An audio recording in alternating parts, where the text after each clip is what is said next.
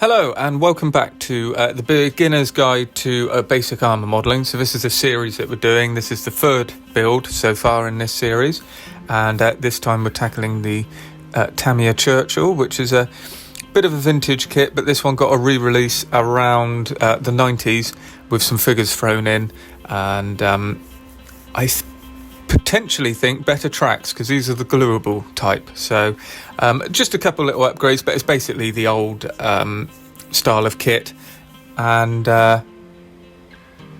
it had sections for motors to be put in, but a couple of those areas in the lower hull have been blanked off. So just a little bit of refinement added to this one, but it is basically the 70s moulding. So starting off with the sprockets, we just got some large sprue nibs there on the end of the sprocket teeth. So we want to reshape those with a sanding stick as we go back in, so that we actually keep the part of the tooth that we want. If you were to nip that off, it's quite easy to flatten the top end, and we just want to blend it in like the rest of them. And we've got polycaps for this as well because everything's movable. So we're applying those and getting the two parts of the sprocket together.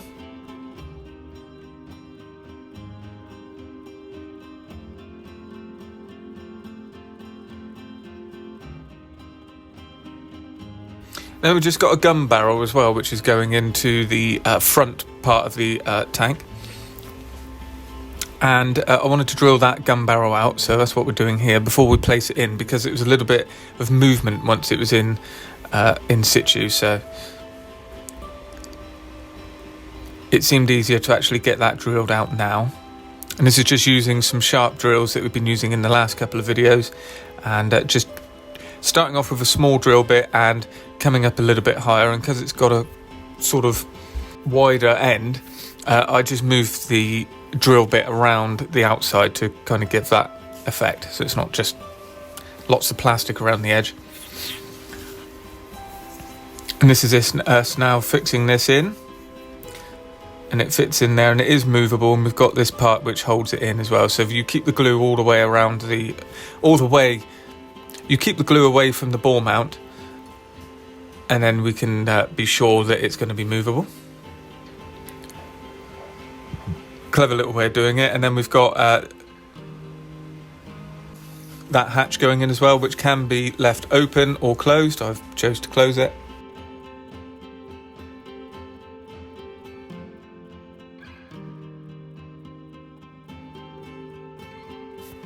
And plenty of glue just to make sure it stays where it needs to be.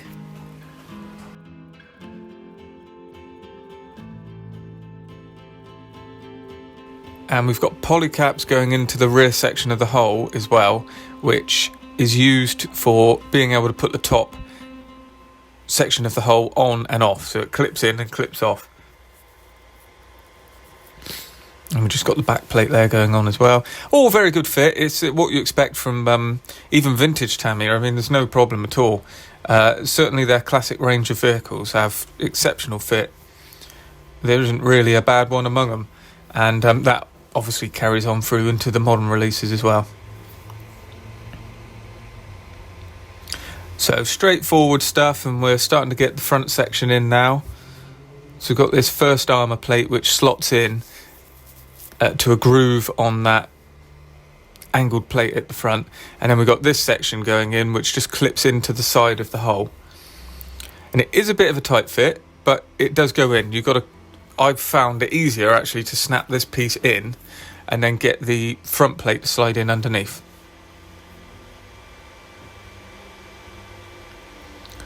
And just slide that in there, look. And then as you do that, you force it in and it snaps in under. And then you can make sure it's all level on the edges and glue it in. And using the trusty clamps again, that's just to make sure everything is where it is, because it's a tight fit. This isn't it being a poor fit.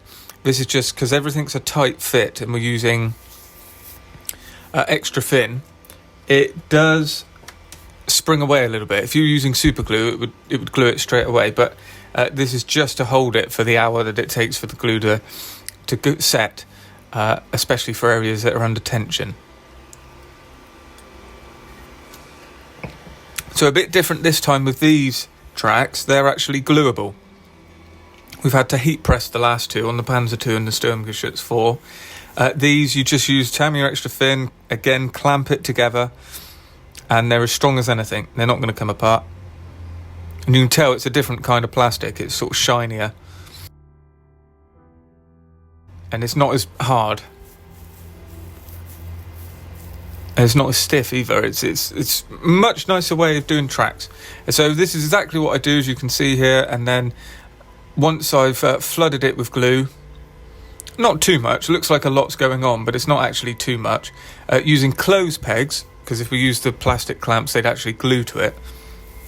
So using wooden clothes pegs and just holding that there, that's pretty much overnight. Probably didn't take that long, but as I'm going to put it under tension, I wanted to make sure it was a good join. Now we've got these side sections which have got all of the running gear attached to it. And there was some quite heavy seam lines all along there. So I'm just checking with this extra piece that goes on the edge what that's going to cover up.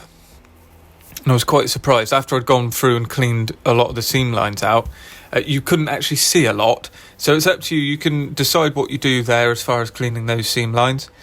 I did it on one and then not so much on the other side, and I couldn't notice it at the end. So that's another important thing. It's as important as it is to clean up seam lines, it's just as important to not clean up the ones you're not going to see. We've got lots of wheels, and they all get cleaned up in the usual way. And then they're pushed through and glued either side. That was the way of doing it. So I keep these workable. I just push the one in with the peg, one side, then holding it, push the other one on, and then run a bit of glue underneath. And that actually it didn't go into the guide hole then. Oh, sorry, no. So I then actually added glue just from the outside of the other wheel, and that glued the pin, but left the join inside that, where the axle goes, free to move.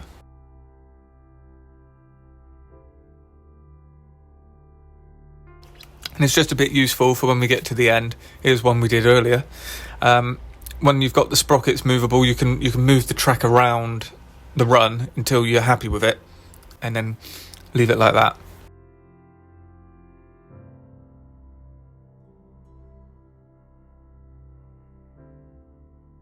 And now we've got these plates that join onto the front end, and that's where the sprocket goes.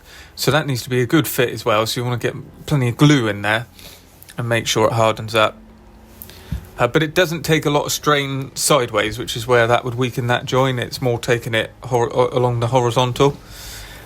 So again, trusty clamps, glue it in, and you actually clamp the sprocket in between those as you do it. And again, I let that sort of stay there for a while until I was happy it was strong enough, and then we get the side sections on. You can see in the whole tub there that you've got the areas for where the batteries used to be. These were all motorised in the 70s when they first came out.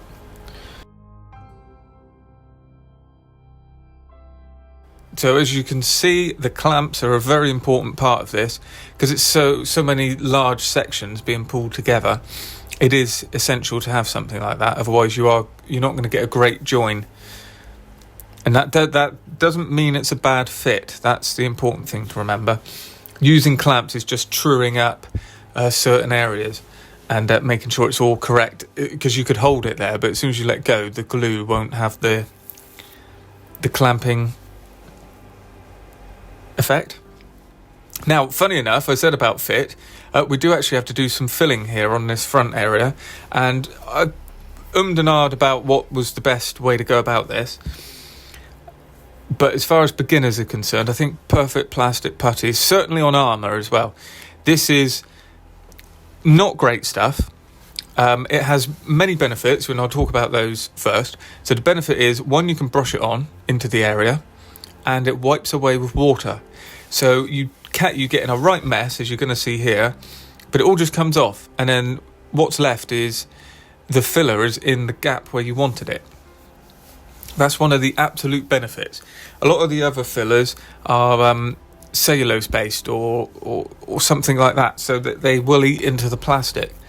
You can wipe them away with Tamiya extra thin or thinners and that sort of thing, But what you'll find is you actually damage the plastic underneath.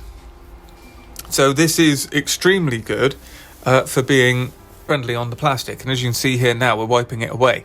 And if this was something that sticks where you had to sand back, you'd never get in there and get rid of it all. So that's the one benefit. And again, for armour, it is also pretty good. Now, if we didn't want a kind of line on the edge there, which we don't really, but that line I've put in on the left-hand edge, you could argue that you're not going to really notice it. Armour being armour. If it's a bit rough down there, it probably isn't an issue. It probably is exactly as it looked. But if you wanted a smooth transition, you didn't want any join, this filler isn't that great for it. Because it tends to leave, you can see there's a line there. So if you're just trying to fill a panel line, but there's meant to be a panel line there, or meant to be a join, but you just want it to be less of a gap, it's very good for that. But if you want to get an invisible line, you're probably going to need something else. But we'll cross that bridge when we get to it later on in the builds to come. It's perfectly fine for this. As you can see, it's filled all of those gaps that we had around the edges, and it will make it look like weld seams or something like that. It won't be an issue. Now, I have noticed there is just a large gap on the edge here, and it's actually joined on that side, but I don't worry about it too much. I've been down to Bovington and seen this tank since building this, and they are actually very heavy welds in all of those gaps. So if you wanted to fill it, that's what you could try and replicate. But again, trying to keep things basic, I have to remind myself as I go through the build that it is basic. Now, inside the turret ring here, we have got a very large sprue gate. So get rid of that. And that's left us some quite large tabs on the inside, which I'm just going in with my clippers to get rid of. People ask about these clippers. There's a link down below. I've done a video on them in the past with a link to where you can buy them. It's not affiliate. It should be, because so many people have gone and bought them, so from what I can tell. But it's just an eBay link. They're jewellery clippers. Whether or not they're great for the hobby, I wouldn't like to judge, but I use them and I find them very useful. Now, on the side, we've got these, I'm imagining, engine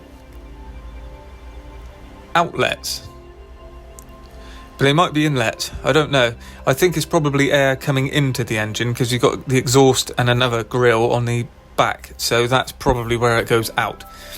But these are very prominent on the Churchill and stand out quite a lot on the side of the hull. So just gluing those in. It's a two-part thing. We've got the section that goes on there, and then we've got this plate that blocks it all in. Very straightforward, really. Just line it all up. Touch the extra fin and you're away. And now putting on the doors at the front, you can cut these in half and have them open, but I didn't want to. We get some figures in this, which I am building. This is going to go all the way through, and we're going to do a little display base, I suppose is the way to describe it. It's not a diorama. We're going to use all the figures and do some basic figure painting as well. But I only leave the doors open on the top of the turret. And we've got the exhaust on the back there, so I just test fitting that and cleaned it all up, but we're going to leave that off and spray it a different colour at the end. And then we've got the last few bits as well. So we've got some tools, spare track, and a few boxes. There's a tow hook here at the back, so I'm just fixing that on now. And this is really simple and straightforward stuff now. Tamiya at its best.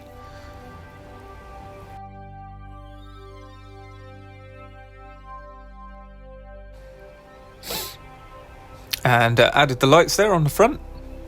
And the boxes here on the rear mudguards, and there's a crowbar there that's gone on as well. So I'm just gluing all that on now, and we're going to paint that on the vehicle. These are water cans and a jerry can at the back. They're obviously meant to be strapped in. I didn't want to add those straps again for the basic nature of this build, so we've left it as is. We are going to start adding a few things like that as we go through. We've got one more basic build in this series, which isn't Tamiya, so that's the next build. And then after that, I'm going to start improving things just slightly here and there. And then we'll build up to, adding etch sets and even metal tracks and all that sort of thing. But steadily through each build, just trying to think about what we can change out, why we're changing it, and what the reason is for all of the stuff to be done. And a lot of the things we can actually improve just in the kit. It's already there. Thinning plastic down, adding plastic straps, strapping things down, and so on. So now we're adding the top hole, and you get it locked in at the front, and then you just pop it in at the back into those poly caps, which is very useful. So you can use this for test fitting all the way, check what you want to sort out, how much of the track you're going to see. There is a bit that you can see through the side, so we need to glue that down because it's springing up a bit. So it's very useful for checking all of that. And you see the tracks are on. They're going to come off. They come on and off and on and off. So we're lastly on to the turret. This is a 2-piece turret. Now in real life, this is a 1-piece casting. This the whole back and sides and front. So Tamiya's had to break it down into 2 pieces with a front section that joins on. Now this is the one thing I see on a lot of builds, is people miss this front section join. So we'll get this glued together. And we've got the traverse there still workable, so we're going to leave that so we can move it up and down.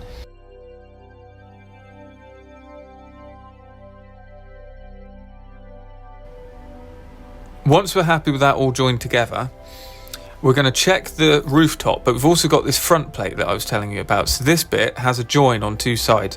So I'm just using that to true up the top deck, make sure everything's where we want it. And we're happy with that. And then we're going to sort out these seams on the front, which are an issue, like I said. So we're happy with the rooftop. It's all been glued in, a bit rough around the edges. Not an issue. I've used a tiny bit of super glue here and there, but it's mainly Tamiya extra thin. And we're just trying to push all those joins together. And it looks a mess at the minute. But don't worry, it all comes together. So this is what I'm saying. These 2 lines on the front that are vertical lines are an issue. And we're still trying to glue in that top plate. Now the fit isn't an issue, but I see people leave the turret like this and then paint it up, and we can go a bit better than that, even on the basic. There's no reason to not do what we're about to do, but we do need to buy something new, and it's Mr. Surfacer is what it's called. So what I've done there is sanded back that seam, tried to get it flush. It's not going to disappear. We're going to see it. And what this turret is a casting, and it has something called cast texture, which is a very important thing in armour. Here we are, this is the product, Mr. Surfacer 1200. It's about £5 a pot. Brilliant stuff. I'm going to go straight from the pot with the 1200, don't need to fin it. I'm just going to dab it on like this. Now it is smelly stuff, this is cellulose based, so if you don't like that sort of thing, you might need to use a respirator or something while you're using it. Open window or pop outside as you're doing this and let it vent off. It's not going to cause you any massive health issues. You don't want to be doing it, and have your nose right over the top of the pot, but it can be smelly. So just bear that in mind. But this is really the best way to go about this. You can use Tamiya extra thin and soften the plastic, but it's not as effective. So what we're doing here is trying to hide that join, first off. Secondly, we're re-adding cast texture that's already moulded into the plastic, and we're going to blend that around the side into the plastic moulded texture, and hopefully we won't even see this as being any different. And that's the idea. So we just keep going on. First off, you kind of got to paint it on, and then it starts to dry off. In about a minute it will start to harden up, and then that's when you go back through and dab it with a brush. Here we are now, a bit sped up, so you can see me just painting it on, nice and thick, good covering all the way over. This whole section is cast, and I've been down to Bovington and I can confirm that this is exactly what the thing looks like. There is no vertical join there.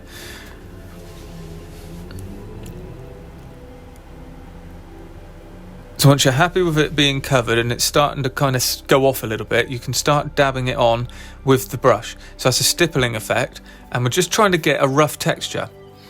That's all it is, and that is exactly what the cast texture is. It's a rough casting texture, because they weren't making Ferraris, they were making tanks to go into war. So they didn't care what they looked like, they just wanted them to be the correct armour thickness and have the correct properties in the metal, which it did.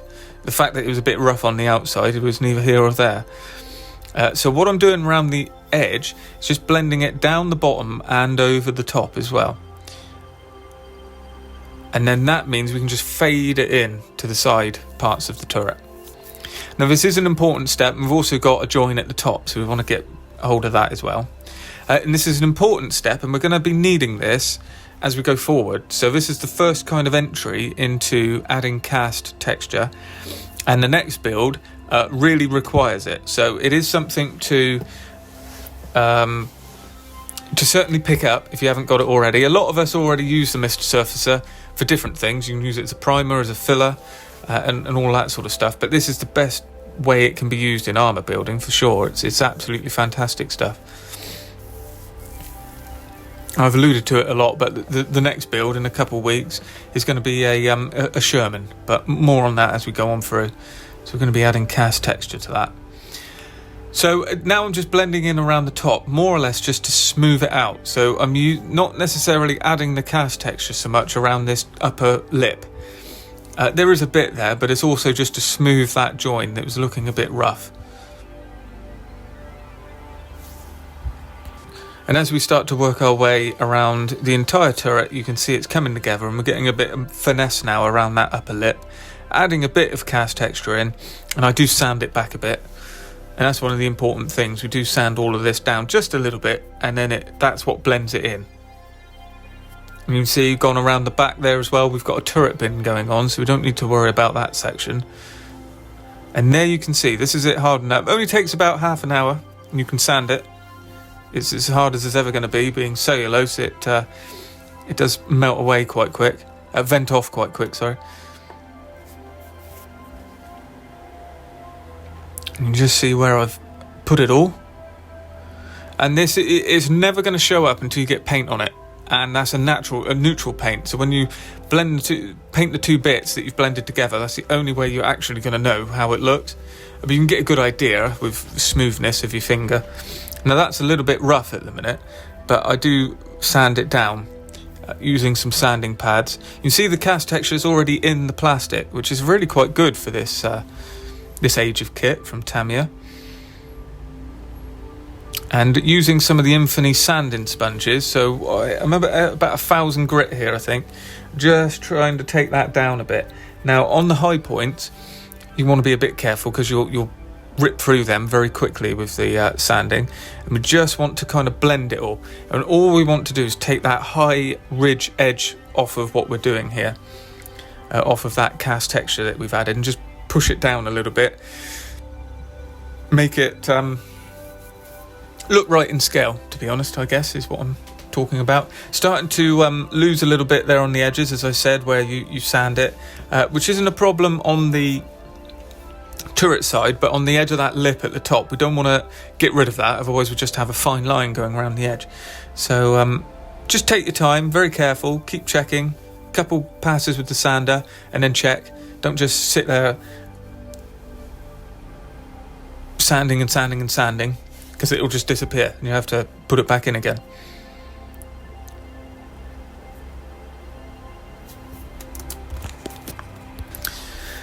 And this is the effect that we're after. It's just been sanded back. Obviously we've lost it in a few edges, not too much of an issue, and just kind of smoothing it in and seeing how it feels and checking what it looks like. And I'm pretty happy with this. And spoiler alert, it's fine as we go on into the paint. I didn't do any more to this. I noticed there's a little gap on one of the top lips at the front there, which I do redo once we've put the paint in, but you'll see that in the next section.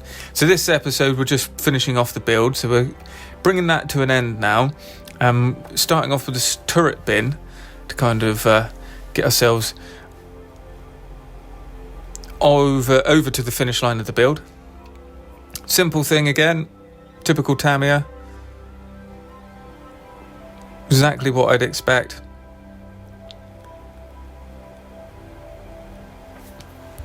When we bring that to the turret, it fits very nicely, sits off just as it should.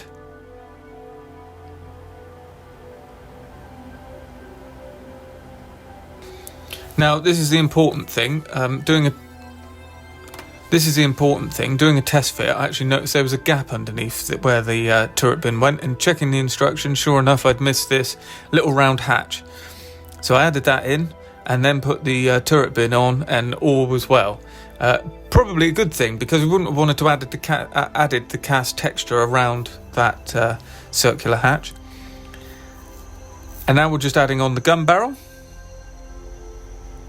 making sure it's straight in all the directions. I'm pretty happy with it when we get to the end.